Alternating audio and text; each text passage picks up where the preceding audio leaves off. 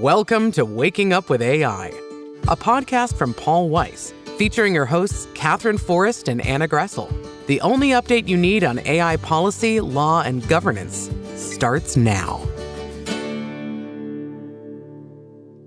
Good morning, folks. I'm Katherine Forrest, and welcome to today's episode of Waking Up with AI, a Paul Weiss podcast. And it's a little different today because I'm solo. So I don't have like Anna to play off of where we sort of go back and forth and do our little funny routine. So you're going to have to bear with me. She's running around talking to a bunch of folks about AI in different places. And so she'll be back for the next episode. But for this one, I am absolutely solo. And I also really want to say that to folks, you know that we air these podcasts after we've recorded them. And so today, as we're recording this podcast, the fires in LA are still burning and they're not contained. And I just want to say to all of our listeners, their families and their friends and so many people who are impacted and affected in just a huge number of ways, that what's happening is truly tragic and that our hearts go out to you. The size of this fire it's catastrophic and beyond comprehension. And it reminds us that while, making a podcast about a show relating to artificial intelligence, the power of Mother Nature is really extraordinary. So it's hard to go from that into the podcast, but let's go ahead and take that leap. We're going to spend some time today on a topic that can be confusing to folks. And I'm going to mention what it is, but I don't want you to turn the dial off or push the button off. Bear with me and just let me tell you why you really want to know about this. But we're going to do an episode today on chips that are central, semiconductor chips that are central to AI, and a little bit about export controls and why that all matters. Export controls like import-export, so we're talking about export controls. And again, I know that for some folks, they're going to be thinking, oh my God, I never want to listen to an episode about chips, and I certainly don't want to listen to an episode about export controls. It'll be the most boring thing ever, but I am going to try to make it a little bit more interesting and to pack a lot of information that you're going to want to know for 2025 and for what's coming up with some changes in administration for you.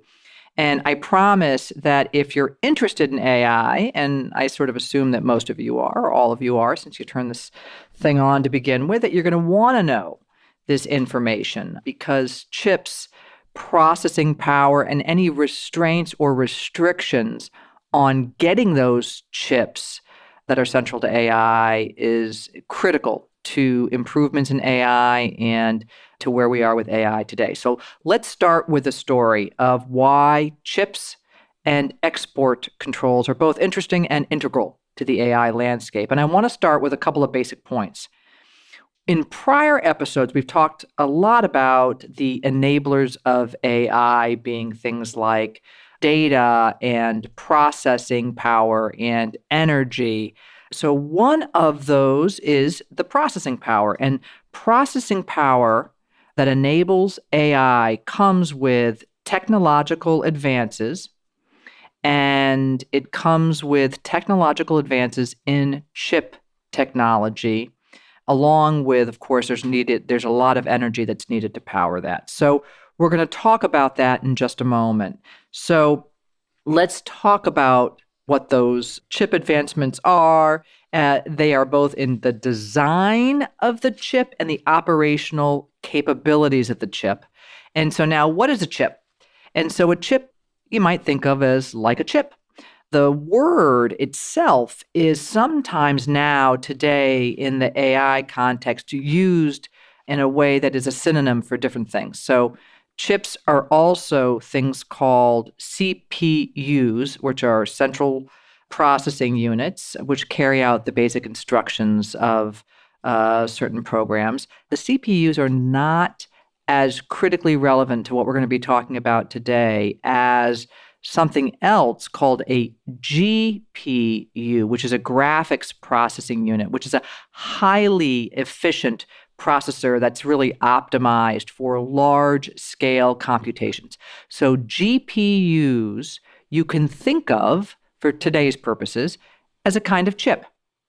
And so even though they're called, graphics processing units, and so it sounds like it's a big machine, in fact, those big machines are contained on tiny little chips. And I mean tiny, tiny, tiny, and we'll get into some of those measurements in a moment. They can sometimes be put together into work in groups and clusters, and we'll talk about that. But both CPUs and GPUs again are really the chips for AI. They're a kind of semiconductor technology. And so for purposes of today's discussion, we're going to talk about semiconductor chips as these silicon wafers. It's like a silicon-based substrate or like a wafer, and they've gotten smaller and smaller and smaller over time, and they have actually millions or even now billions of these things called transistors that are packed on them. So we need to talk just for a second, and don't turn me off yet. I'm going to make this worth your while. But transistors are tiny little devices. They've gotten smaller over time that control and amplify electrical signals and power. And the first kind of transistor dates back to the early 1900s, but then there was the first working transistor or commercial transistor was in the 40s, late 40s, 1947. Bell Labs did a lot of work with transistors after that. But today, transistors of various types are used in all electronics. And that's true in connection with the chips that actually are at the heart of the processing for AI models. So AI models require a series of these chips that have millions or billions of transistors put onto these teeny tiny silicon wafers in order to work. Now, I told you I'd tell you about the size because if I talk about millions or billions of transistors on a tiny silicon wafer, I want to give you a sense of how small it is. We're talking about really almost like nanotechnology at this time. So transistors can be so small today that they can measure around 2 or 3 nanometers. And to give you just a little bit of a sense of what that means, a 2 nanometer transistor is smaller than a strand of human DNA. So just think about that. Really, really small. And that's why so many of them can be packed onto these silicon chips or silicon wafers. So now we've got this sort of concept of chips. Let's talk about how all of this fits into the next piece, which is export control and why that impacts AI development and is going to be a big issue in 2025. Well, first of all, I think it's clear to everybody who's heard about a lot of companies like NVIDIA and Qualcomm, IBM, Cerebras, Apple, Intel, Microsoft, AMD, and others that there's a lot of competition, huge competition in designing and manufacturing the semiconductor chips that are used in AI, these GPUs. And so these GPUs, which are performing the computations for the powerful AI models and are able to do that in parallel and to process many things simultaneously, these GPUs are actually manufactured in a really sort of complicated multi-step way. And we're going to go through that and talk about the ways in which different kinds of regulation that impact the different steps in that process can cause issues in terms of supply chain access, what countries have access, and things of that nature. And you can start to imagine now the complexity of how ubiquitous AI technological development is all over the world, and how if you start having friction in the supply chain, how that can cause some real issues. Now, let's back up, though, one more time, because I want to talk about some of the competitive issues in making these chips. Okay, again, don't turn me off, all right? But the AI models are able, with faster and better GPUs, to actually process more and more information. So there's a lot of competition in making the best and the fastest GPU. And the power of an AI model can have a direct relationship to a GPU. So let's just take, for instance, to train a neural network like a large language model, an LLM, and you've got to process a huge data set or maybe modify the weights of the parameters inside the neural network. And we've talked about those concepts in prior episodes. So if you want to learn about those, you can turn back to some of our prior episodes and we'll talk about how those inner workings are. But these multiple GPUs can work together in something called distributed training, and they can train the neural network, they can modify the neural network and the weights and the parameters inside the neural network, and they can do it with power and with speed. So after an AI model is trained, the GPU can also be used for something called inference. So the GPU, let's go back. The GPU is used for training to do all of the processing that's necessary for the training of these large language models to process and compute and do huge computations for vast quantities of data. That's at the input stage, but then the GPUs can also be used at the inference stage. Now, inference is the word that we use to describe when the model, the AI model, is actually generating output of some kind. So when you ask an LLM a query and the LLM then sends the query, off to be answered, the GPU is involved in processing the information that's necessary to answer that query. So think of the GPU as the processor, the engine that's driving the computational process that's making the AI model really be able to create the output that it can create. So we've got these chips, and now we know we use them both at the front end when the model's being developed in terms of processing all the data. We use them at the inference stage. And I want to lead us now into this supply chain. When you manufacture literally anything, you have some amount of a supply chain. And what I mean by that is you have different stages in the chain from the beginning to the end that results in ultimately a manufactured product. So a simple example of this is you need materials to make a product. And so you have the acquisition of those inputs, those materials.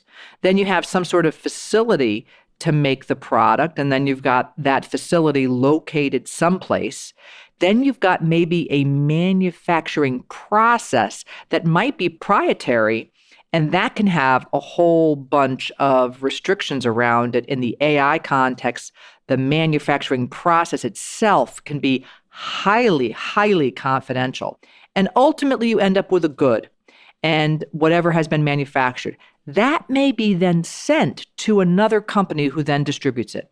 So when we talk about the GPUs being built on silicon, let's talk about the supply chain, silicon wafers. Silicon is actually extracted from quartz, and so you need a supply of quartz. But there are other materials, other supply materials that go into GPUs called rare earth materials. Now, once you've heard the phrase rare earth materials, you're going to be hearing about that a lot because rare earth materials are used in computers and they're used in these chips, and they are, in fact, quite rare, and you can't get them everywhere. And the kind of rare earth materials that go into GPUs are found in places like the United States or Australia, but China is a huge source of rare earth materials. Now, you know that the United States has got some trade issues in different ways with China. So you can imagine now that if there's a trade set of regulations that has restrictions on the transfer of rare earth materials, it can actually impact the supply chain. And there are also specialized chemicals that go into GPU manufacturing, and those are sourced from places like Japan and South Korea. And the actual manufacturing of the GPUs occurs in really specialized fabrication plants that can put these millions or billions of transistors onto the silicon wafers. And those specialized plants are located in places like the United States, Taiwan, South Korea, China, among others.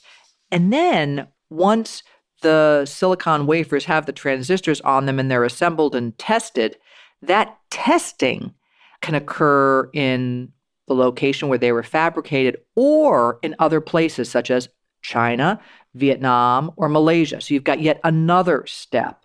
And then at that point, the GPUs may be considered fully manufactured, fully tested, and can be sent to companies like NVIDIA, AMD, Intel.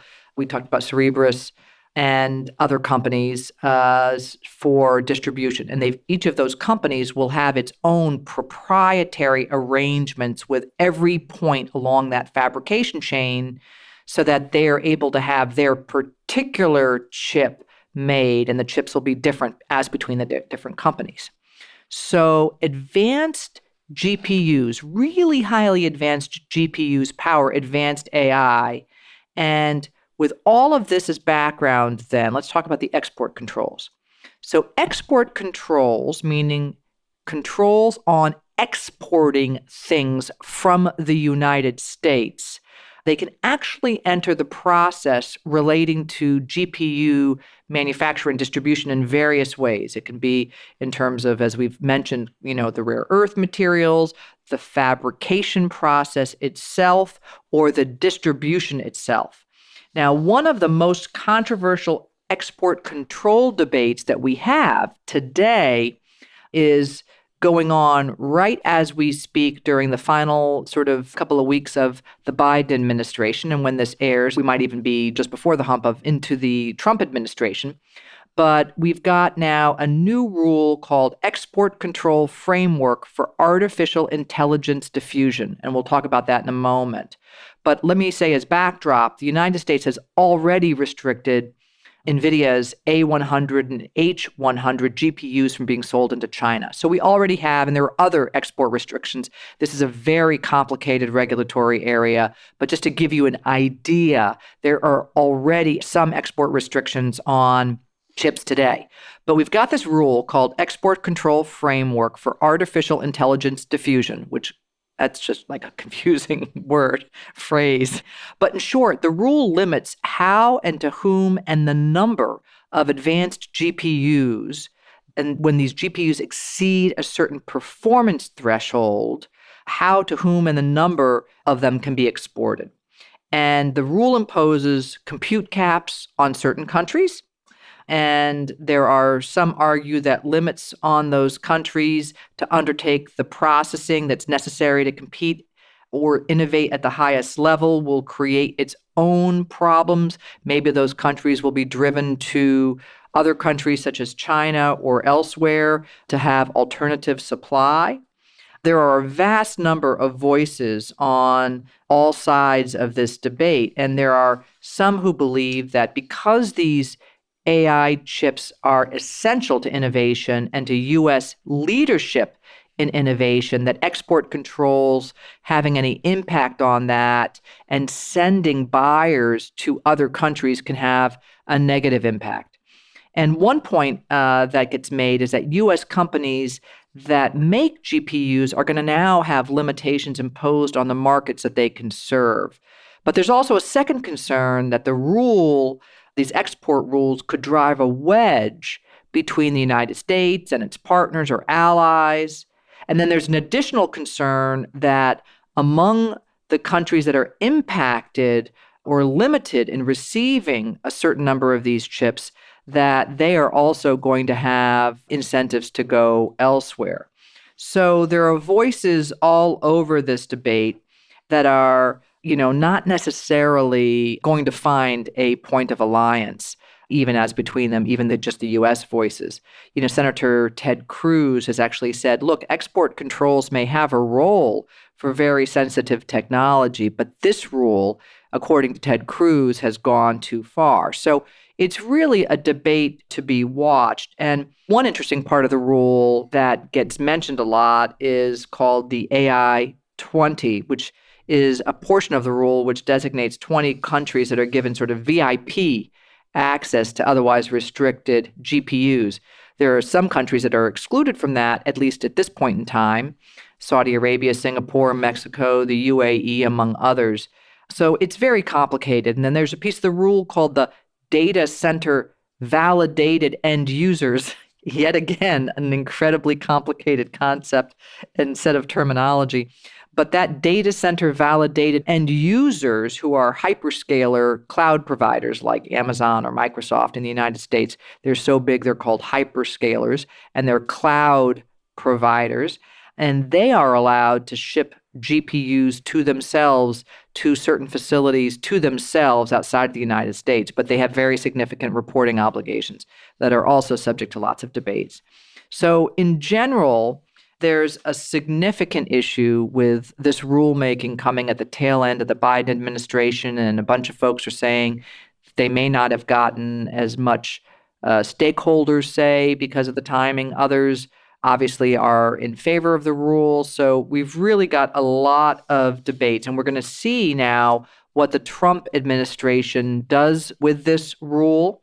And we're going to fill you in further episodes about it. But you can see now that when you've got these incredibly critical pieces of AI models, the GPUs, the chips, that make the models as powerful as they are, that export controls can impact that. And if you've got national security concerns, there may be well and truly good reasons to have certain kinds of export controls, but it's obviously an area of hot debate, particularly when you're talking about the kind of global arrangements that are actually today used in order to manufacture and distribute these chips. So I hope I didn't bore you too much. That's all we've got time for today. I will return to this later at some point, and you'll have this as sort of a base in the chip world.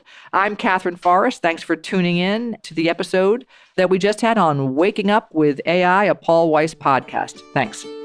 Thanks for listening to Waking Up with AI. Be sure to subscribe in your favorite podcast app to stay up to date on the latest in AI policy, law, and governance. For more information on Paul Weiss, go to our website at www.paulweiss.com. This podcast is not intended to provide legal advice, and no legal or business decision should be based on its content. Past results are no guarantee of future outcomes.